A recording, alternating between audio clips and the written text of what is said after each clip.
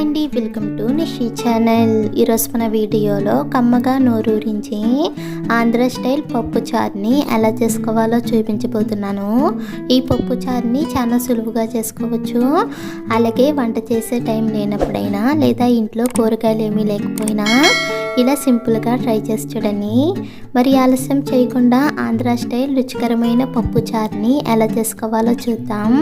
ముందుగా పప్పు చారు చేయడానికి కుక్కర్ ప్యాన్ తీసుకుని 1 కప్పు వరకు కందిపప్పును వేసుకోవాలి. అలాగే నీళ్ళని వేసుకుని 2-3 సార్లు బాగా కడిగి తీసుకోవాలి.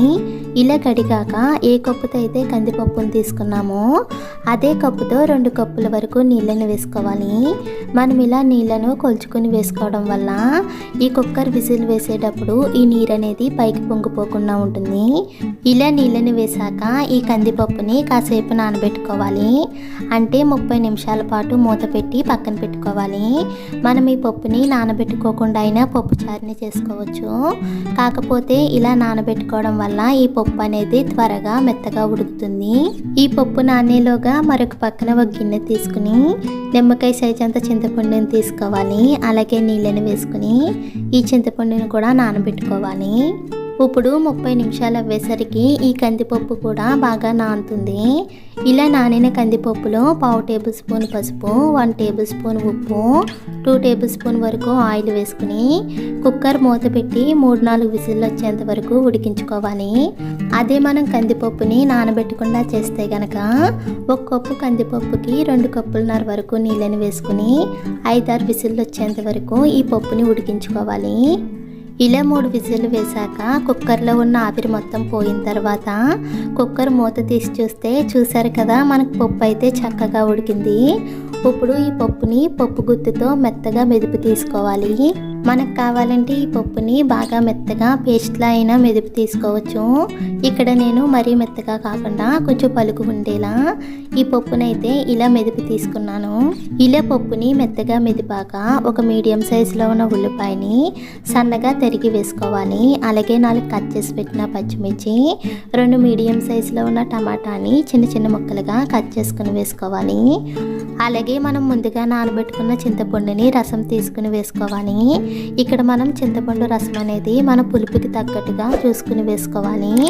అంటే పులుపు ఎక్కువ తినే వాళ్ళు ఉంటే కనుక కొంచెం చింతపండు రసాన్ని ఎక్కువగా వేసుకోవాలి. ఇప్పుడు పప్పు కంటెన్సీ చూసుకుని సరిపడగా నీళ్ళని వేసుకోవాలి.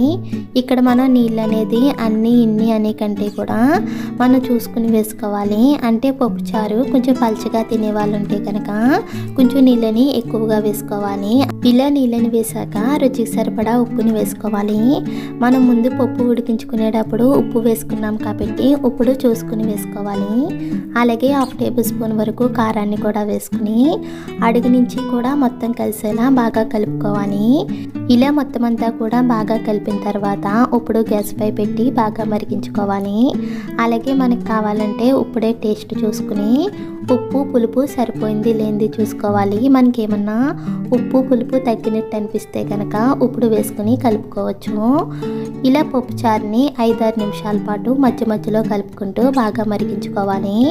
అలాగే పప్పు చారు మరిగేటప్పుడే సన్నగా తరిగిన కొత్తిమీరని కూడా వేసుకుని బాగా మరిగించుకోవాలి. ఇలా 5-6 నిమిషాలు అవ్వేసరికి ఈ పప్పు చారు కూడా బాగా మరిగి ఇందులో ఉన్న ఉల్లిపాయ ముక్కలు కూడా సాఫ్ట్గా అవుతాయి. ఇప్పుడు పప్పు చారులోకి పోపు పెట్టుకోవడానికి మరొక స్టవ్ పై ప్యాన్ పెట్టి 2-3 టేబుల్ స్పూన్ వరకు ఆయిల్ వేసుకోవాలి. ఆయిల్ వేడవిన తర్వాత 1/2 టేబుల్ స్పూన్ జీలకర్ర, 1/2 టేబుల్ స్పూన్ ఆవాలు, 5 వెల్లుల్లి రేకల్ని చితక్కొట్టుకుని వేసుకుని దోరగా ఫ్రై చేసుకోవాలి. అలాగే ఫ్రై చేసుకునేటప్పుడే 4 ఎండుమిరపకాయలని ముక్కలు చేసుకుని వేసుకుని అలాగే 2 రెమ్మల వరకు కరివేపాకు కూడా వేసుకుని దోరగా ఫ్రై చేసుకోవాలి. ఇలా పోపు దినుసులన్నీ కూడా బాగా వేగిన తర్వాత మనం ముందుగా మరిగించుకున్న పప్పు చారులో వేసుకోవాలి. అలాగే సన్నగా తరిగిన కొత్తిమీరని కూడా వేసుకుని మరో 2 నిమిషాల పాటు మరిగించుకుని గ్యాస్ ఆఫ్ చేసుకోవాలి. అంతే, సింపుల్ అండ్ టేస్టీగా కమ్మగా నోరూరించి ఆంధ్ర స్టైల్ పప్పు చారు అయితే రెడీ అయిపోయింది. ఇలా వంట చేసే టైం లేనప్పుడైనా లేదా నోటికి కమ్మగా తినాలనిపించినా సింపుల్గా ట్రై చేసి చూడండి. ఈ రెసిపీ మీకు కూడా నచ్చినట్లయితే ప్లీజ్ లైక్ చేయండి, షేర్ చేయండి, సబ్స్క్రైబ్ చేసి పక్కనే ఉన్న బెల్ బటన్ని క్లిక్ చేయండి. Thank you for watching.